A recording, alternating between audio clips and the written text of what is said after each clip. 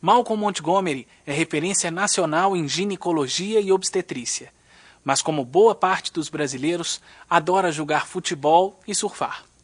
Múltiplo em suas paixões, Malcolm Montgomery consegue abordar com leveza e propriedade temas complexos, como qualidade de vida, saúde, bem-estar, motivação e o vasto mundo da sexualidade feminina. Neste papo, ele fala sobre a questão da mulher em nosso século.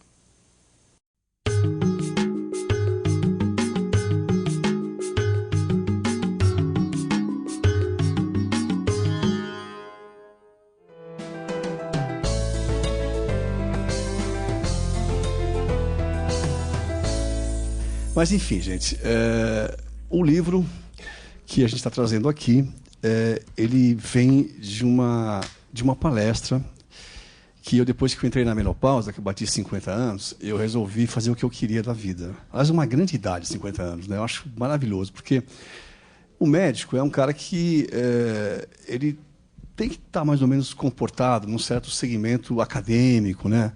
Por causa da universidade. E eu sempre tive grandes dificuldades para lidar com essas coisas muito impostas no sentido universitário.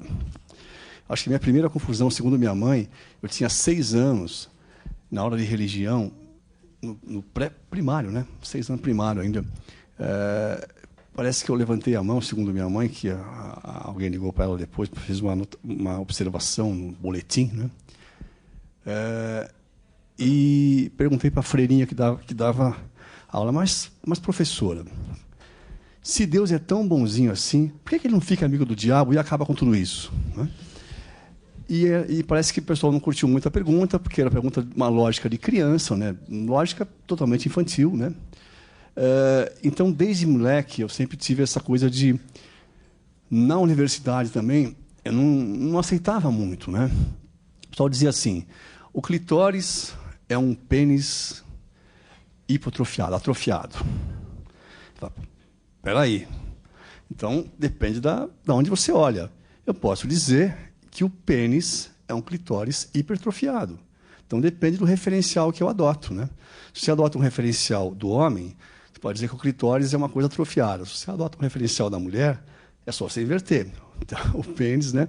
Então, essas coisas todas me fizeram... por um lado, um pouco irreverente, no sentido da medicina tradicional. Tive alguns problemas com isso, mas são 32 anos, atendendo muita gente, operando muita gente, com uma clientela grande em São Paulo. Tenho 3 consultórios, toco os 3 até hoje, Rio, São Paulo e Curitiba, com maior satisfação desde a época de residente. Né? E, de alguma forma, eu acho que valeu, né? Tive que fazer uma formação em psicologia depois, porque eu não conseguia entender muito a parte psicológica. Então, esse livro nasceu dessa situação minha em relação a querer fazer uma coisa que tivesse uma comunicação melhor. Então, esse livro nasceu de uma palestra que eu faço com uma banda. Eu sempre toquei, desde menino, sempre gostei de tocar. A gente tinha uma bandinha lá quando era moleque, a gente tocava muito rock and roll. Então, depois que eu fiz 50 anos, eu resolvi voltar a tocar, no sentido assim, subir num palco, tocar de novo. E fiz um roteiro. Esses roteiros eu aprendi porque eu fiz um trabalho na Rede Globo com o seriado Mulher. O meu livro Mulher, a Globo comprou em 97 e fez um seriado, aquela Eva Vilma e a Patrícia Pilar, não sei se vocês lembram. E então eu ajudei a fazer aqueles roteiros. E daí eu fiz um roteiro para essa palestra, Mulher, Suas Dores e Seus Amores. A gente tocando, usando quadros do Salvador Dalí, quadros do René Magritte, quadros do Max Ernst, pessoal do surrealismo, né? Juntando, então, pintura, fotografias de fotógrafos tradicionais também antigos, cenas de cinema, filmes antigos e a música. Então, juntei 4 paixões minhas, que era a pintura, ao cinema, a fotografia e a música, para tentar fazer um roteiro que facilitasse a compreensão de várias etapas da vida da mulher. Então, esse livro ele sai da mulher bebê, desde o berço, e vai até a mulher idosa, né? Até uns 80 anos, levando, de alguma forma, pontuando o que, 28 anos, quando eu escrevi o livro, a palestra tinha 28 anos de prática médica, eu achava importante e relevante. Então, a gente sai da infância, né? Como chama a mulher Suas Dores e Seus Amores, a gente começa com os amores, né?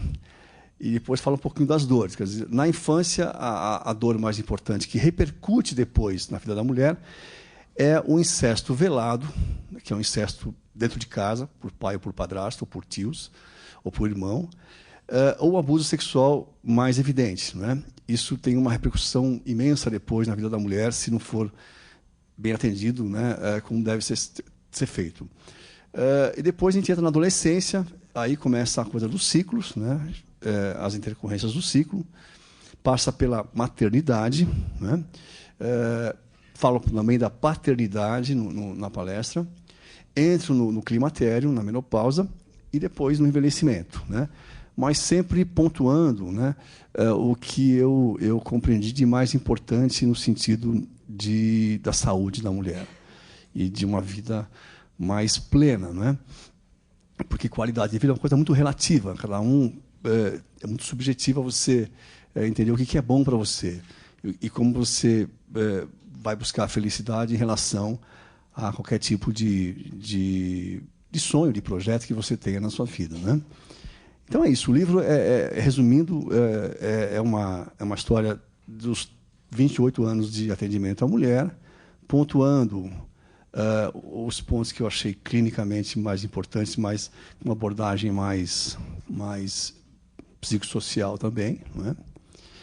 E ele é polêmico no sentido de que eu coloco que a mulher ainda vive sim com opressores, mesmo a mulher do atual século.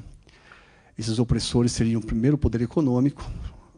Eu acho que a mulher que não tem ainda autonomia econômica se submete a engravidar quando não quer, se submete a abortar quando não quer, se submete a ter relação anal quando não quer, finge orgasmo para agradar o marido. Então, de alguma forma, ela se submete. Então, esse é o primeiro opressor da mulher, o poder econômico. O segundo opressor que eu discuto aqui é a natureza.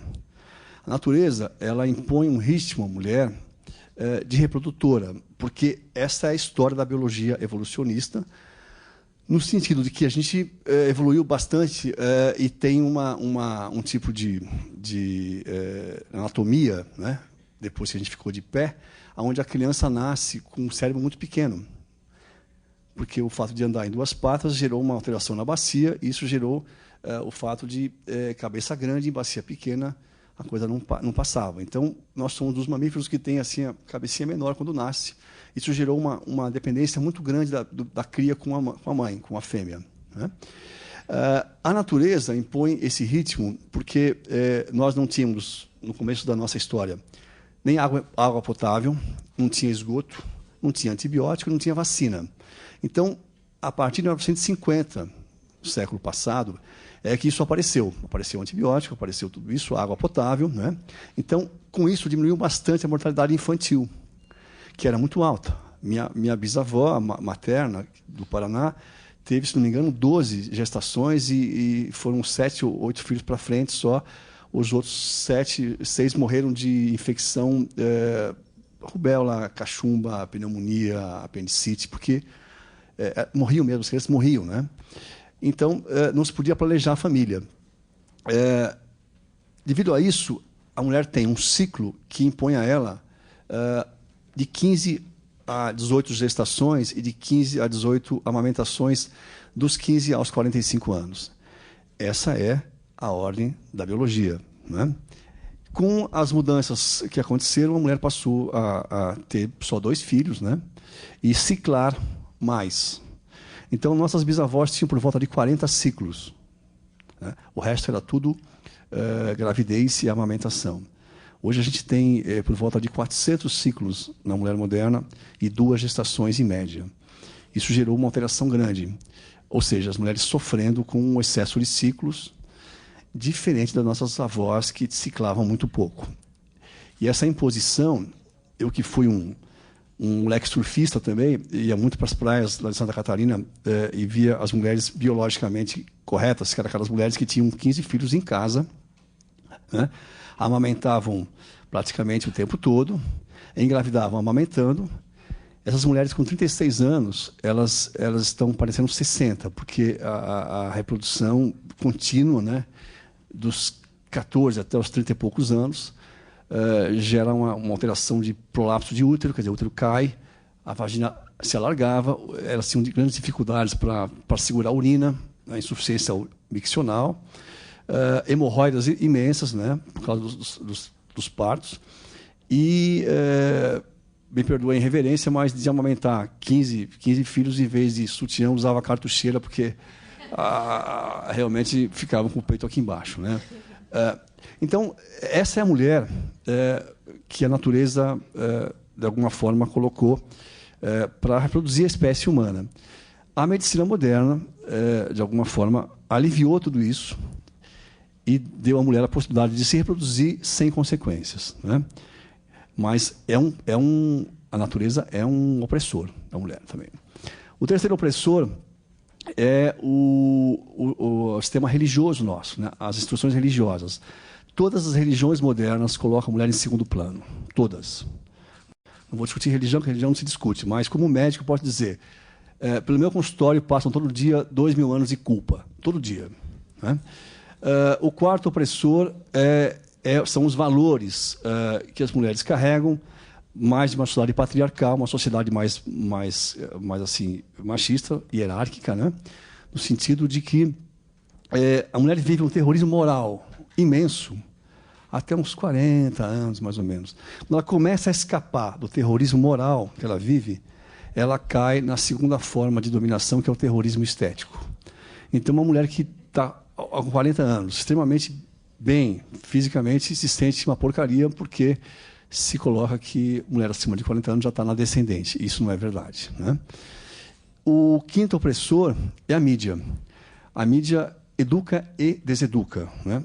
A mídia, de alguma forma, joga informações, às vezes, terríveis, manuais de como agradar marido, manuais de como ter orgasmo, manuais de ser uma boa mãe, e imprime à mulher receitinhas de felicidade que realmente assim, não são reais.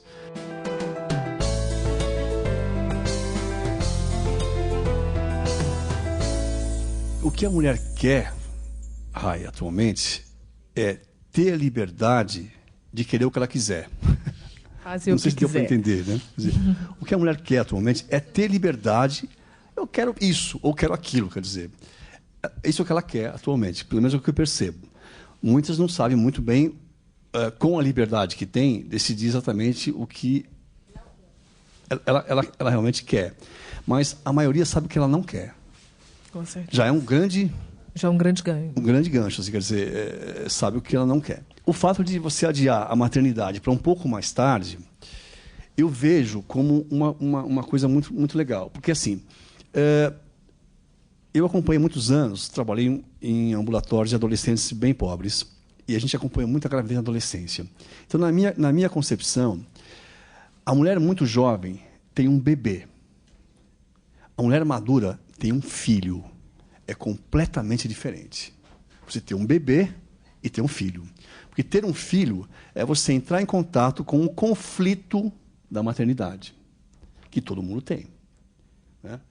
Porque se confunde assim, reprodução com se tornar mãe. É bem diferente, tá certo? Então, essa situação de se tornar mãe, se tornar pai, eu costumo dizer que a gente, quando trabalha com um parto, a gente trabalha com 4 nascimentos. Nasce uma criança, nasce uma mãe, nasce um pai, nasce uma família e, às vezes, uma avó que pode ajudar ou atrapalhar, né? Mas são, às vezes, 5 nascimentos, na verdade. Então,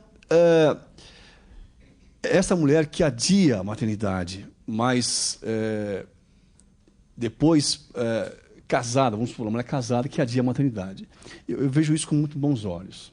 No sentido assim, a experiência que eu tenho de acompanhar umas pessoas que têm tido filho, o primeiro filho acima de 35, 40 anos, muito boa a experiência dessas mães, né? Mas o que acontece é assim, dos 38 para cima, começa a cair um pouco a fertilidade. Se o parceiro é um cara bem fértil, tem um espermograma adequado, né? E ela pode engravidar rápido, mas quando acontece de o parceiro, isso é mais ou menos 40% das pessoas, dos casais, o problema é do espermatozoide do homem, né? Um casal, você pode ter mais dificuldade de ter que entrar naquela coisa de inseminação, aquela coisa de reprodução assistida, que é uma coisa técnica. Então, e poucas pessoas da sociedade têm condição financeira, né, para conseguir isso.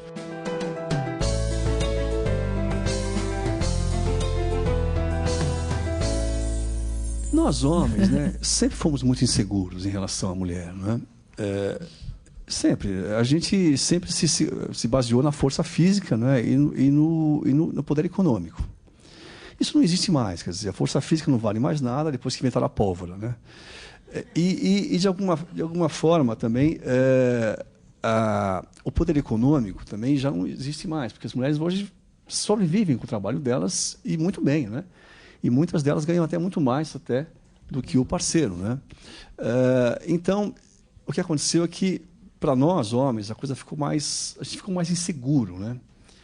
Porque hoje, o que eu percebo, eu atualmente atendo mais classe social mais alta, classe média e média alta, né? Eu atendi durante muitos anos todas as classes sociais, mas atualmente eu atendo mais a classe média e média alta. Então, nos últimos 10 anos, 8 a 10 anos, eu tenho essa visão mais de classe média e média alta em termos de consultório. Então, eu vejo assim, os homens, de alguma forma, estão conseguindo dividir mais com essas mulheres uma matriz social mais, para mim, mais saudável. Porque, assim, é um casal em que os dois trabalham, certo? Então, essa matriz social nova, você vai ter uma divisão de poder mais igual. Nessa divisão de poder mais igual, você vai ter menos distância entre o pai autoritário e a mãe que aceitava tudo, né? O pai dava a última palavra, né? Então você vai ter poderes mais iguais, aonde a mãe também é autoridade, no sentido de dar limite, né? E o pai também é afetivo. Então são dois ganhos, na minha opinião. A mãe, que sempre ensinou só o amor da presença, do dia a dia, da disciplina, do cuidado, passa também a ensinar o amor do pai, que é o amor da ausência. O amor da ausência é o amor mais difícil de ser ensinado. Porque a mulher, ela vive a gravidez de uma forma carnal. Né? Está dentro dela o filho, ela sempre sabe que o filho é dela. Mas nós, homens, coitado de nós, a gente nunca sabe se é nosso. Né? A maternidade é um fato, e a paternidade, para nós, é sempre uma possibilidade. Então, a mulher, o grande trabalho da mãe é cortar o cordão. E nós temos que construir um cordão que nós não temos. Então, é um trabalho amoroso muito mais difícil. Eu vejo o pai como uma mãe adotiva. Aquela mulher que não conseguiu dar luz biologicamente e adotou uma criança. Então, essa mulher, ela teve que, de alguma forma, sair da onipotência, eu não posso mais, aceitar que ela não pode, e adotar uma criança. Nós, homens, temos que aceitar que o filho não é nosso. Quer dizer, mesmo sendo nosso por uma questão de espermatozoide, questão de DNA, ele não nasce da gente. Então, o amor do pai é exatamente igual ao amor da mãe adotiva. O pai tem que adotar. Não importa se com 1 mês, se com 2 meses, se com 5 anos. Eu vejo, assim, nesse novo casal, tá? Eles vão gerar crianças aonde os valores femininos e masculinos vão existir com mais equilíbrio. E o que é preciso numa sociedade moderna é que o homem tenha dentro dele elementos femininos e que a mulher tenha dentro dela elementos masculinos. Porque aí você não vai ter muito essa quebra, entendeu? Que é o que gera, por exemplo, a autoridade, um pai e uma mãe, conquista com amor. O poder impõe com medo. Né? Então a gente vive, por exemplo, hoje uma série de autoridades que não são autoridades, são poderosos. Quer dizer, hoje, o político não é uma autoridade que conquistou aquilo. Ele é um cara que se impôs através do voto pago, entendeu? Então, você tem, por exemplo, o poder acima da autoridade. Não é? E isso que acontece com o casal moderno. Eu acho que o casal moderno você vai ter mais chance de ter pessoas que ganharam autoridade através do afeto. Entendeu? Entendi. E aí é uma autoridade legítima, não é imposta. Então essas crianças vão ser mais humanas. Não é?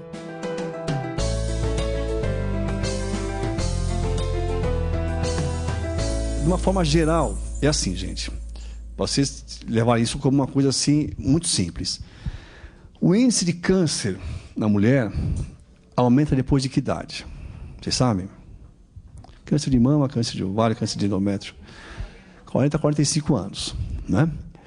Então, assim, até 40 anos, vamos supor que seja X o número a incidência de câncer. De 50 a 60 passa a ser 2X. Vamos supor um número. 60 a 70, 3X. 70 a 80 já baixa um pouquinho, mas continua alto. Então, assim, o índice de câncer é progressivo com a idade. Certo? O que acontece com a mulher depois de 50 anos? Ela tem hormônio? Não. Então, pergunta para vocês. Se a incidência de câncer acontece quando, e aumenta, quando a mulher, quer dizer, quanto mais cai o hormônio, quer dizer, 45, 50, tem um pouquinho de hormônio ainda. 60 tem menos. 70 tem menos ainda. E 80 menos ainda. Se a incidência de câncer aumenta ao longo da idade, quando tem menos hormônio, a pergunta seria o seguinte: como é que o hormônio pode dar câncer? Se a incidência de câncer é maior, quanto menos hormônio tem. Quando vocês estão nadando de hormônio, nadando, afogando de hormônio, não tem câncer. É porque o câncer não é só de uma causa. E o hormônio não é o causador de câncer em ninguém. Ele tem uma função proliferativa, quer dizer, das células se dividirem, mas ele não muda o DNA da célula. Ele não tem essa função de mudar.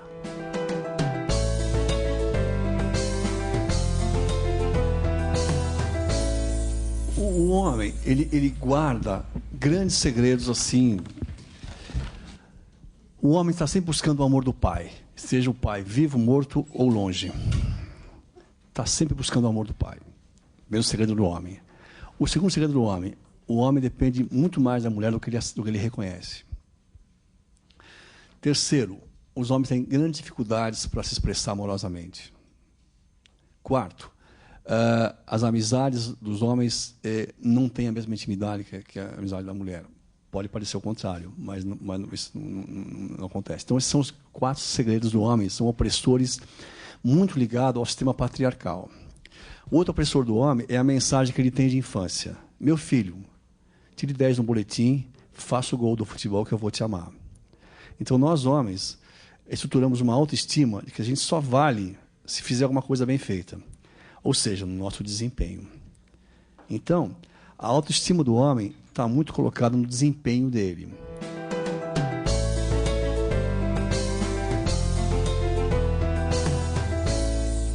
Essa coisa de mentir também tem muito a ver dessa coisa do desempenho. Quer dizer, na verdade, se ele conta uma coisa, por exemplo, tirei, sei lá, o fato de adulterar um boletim. Eu tenho um livro que eu escrevo sobre estar só e sentir solidão, que é diferente, né? Eu acho que, por exemplo, estar só, sentir solidão é você adulterar o boletim. Isso é solidão. E estar só é não esperar um abraço pelas notas boas, tá certo? É bem diferente. Então, por exemplo, essa coisa da mentira tem muito a ver com essa coisa de não ser aceito pelo que é, não é? É bem masculino isso, mas eu tenho uma coisa que uma vez me perguntaram no programa de televisão, e eu vou brincar com vocês agora, contar, vocês não me levem a mal, eu sou um cara super a favor da mulher, mas isso é uma coisa que eu respondi porque convicção. O Gilberto Barros me perguntou assim: Malcolm, o homem consegue saber quando a mulher tem orgasmo? Você, como ginecologista, sabe as reações da mulher, sabe a resposta sexual, você tem... Elas podem te enganar? Eu falei: nem eu, nem qualquer grande especialista consegue saber se ela está tendo um gozo verdadeiro ou uma coisa virtual. Aí citei aquele filme da Meg Ryan, vocês lembram? Que ela está num restaurante e o cara duvida isso dela, ela faz uma cena de orgasmo e a moça do lado pede o mesmo sanduíche que ela comeu. Vocês têm Lembram desse filme, não? E aí o Gilberto me perguntou assim: mas por quê? Porque nada mais sincero que uma mulher mentindo, né, pô? Porque o homem mente mais, mas a mulher mente com mais qualidade.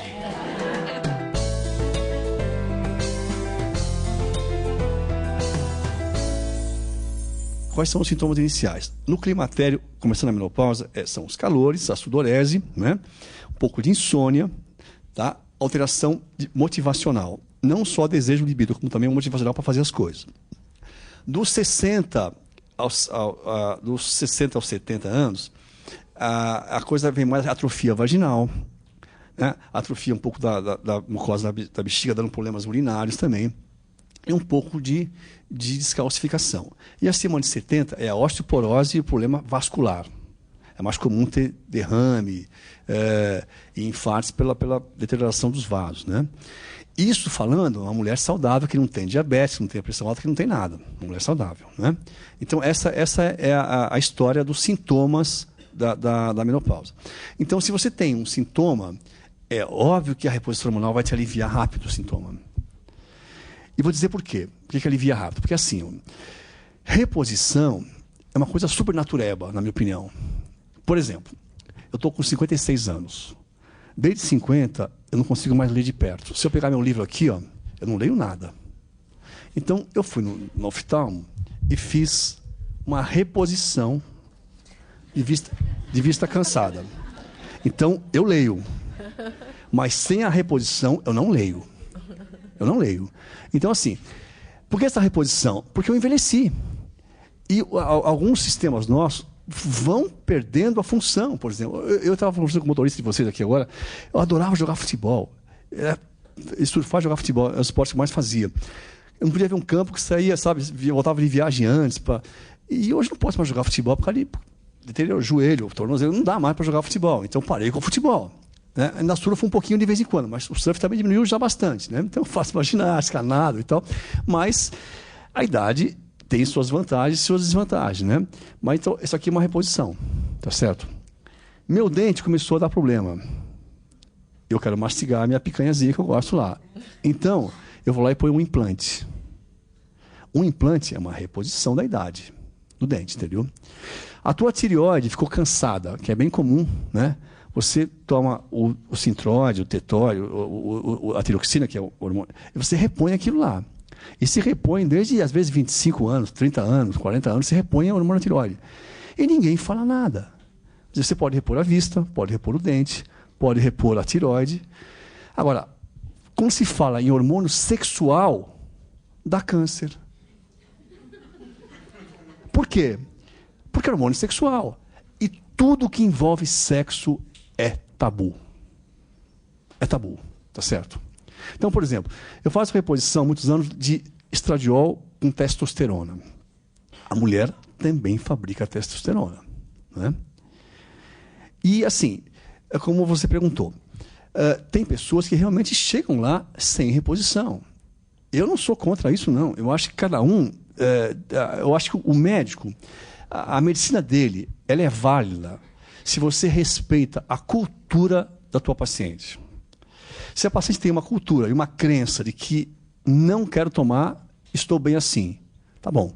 Vamos fazer os exames preventivos, a mamografia todo ano, ultrassom de mama, vamos fazer os exames do colesterol, vamos fazer os exames, sabe, preventivos, né?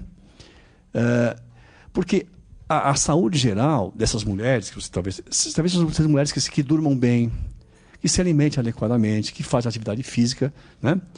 E tem aquelas que são completamente o inverso, que é a exceção da exceção, aquela que fuma para burro, é obesa, é sedentária e vai para 90 anos. Não faz reposição e vai para 90 anos. Essas são as exceções da genética. Tá? Por exemplo, tem mulheres que se alimentam super bem, colesterol lá em cima. Tem mulheres que comem super mal e o colesterol lá embaixo. Porque o metabolismo genético dela lhe deu esse presente. Quer dizer, ela pode comer que ela queima o colesterol. Né? Agora, também não entender de uma forma assim, como terrorismo, que o colesterol alto é sinal que a pessoa vai morrer. Né? Porque também não é assim. Né? A gente deve preservar o colesterol. Isso é questão de bom senso. Se você puder conservar ele mais baixo, é uma coisa que você vai se sentir melhor. Meu colesterol está mais equilibradinho. Você vai se sentir melhor, né? Se você se cuida. Essas coisas são muito assim. Sabe pôr o cinto de segurança quando está dirigindo? É pôr o cinto de segurança quando está dirigindo. Quer dizer, não vai estar acontecendo nada, mas é bom ter o cinto de segurança. Porque se acontecer, você está com cinto de segurança. Então, assim,